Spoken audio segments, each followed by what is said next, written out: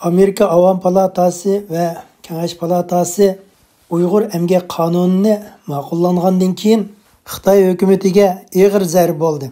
Xitoyning qani bo'lgan tashqi ishlar bayonotchisi Zhou Lijian mundaq deydi. Amerikaning bir qism siyosatchilari davomli Xinjiang masalasi to'g'risida bo'xtam so'z cho'chak tarqitib, kishilik huquq bayrog'ini egiz ko'tarib olib, siyosiy nayranvozliklarni o'ynab, iqtisodiy zo'mgarligini hayva qilib, Xinjiangni dasmiy qilib turib, Jungo davlatining taraqqiyotini shiddatlik bilan to'xtatmoqchi. Ularning bu yomon g'arzi hargizmi amalga oshmaydi. Amerika parlamentining bir qism rahbarlari va hukumat organlarining xodimlari Jungo hukumatining oldida ishonchsiz odamlarga aylanib qoladi. Jungoliklarda mundaq bir tamsil maqoli bor. Patqoq yasagan odam yomg'irga bardoshlik berolmaydi.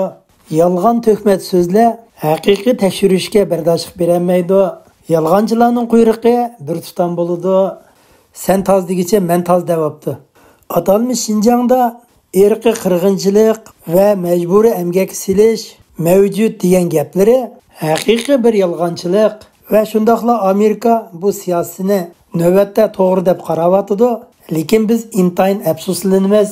Jungo davlati o'zining bexatar shaklda taraqqiy qilishi, o'zining jonijon manfaatini qo'g'dashda qat'iy tavranmaydi. Agar Amerika taraf mazkur qonunni texmi ilgirlagan holda ijro qiladi ekan, Jungo taraf buningga qarta cho'qim inkos qaytirdi deb bildirlab olaqshidi Xitoy tashqi ishlar ministrining bayonotchisi Zhou Lijian.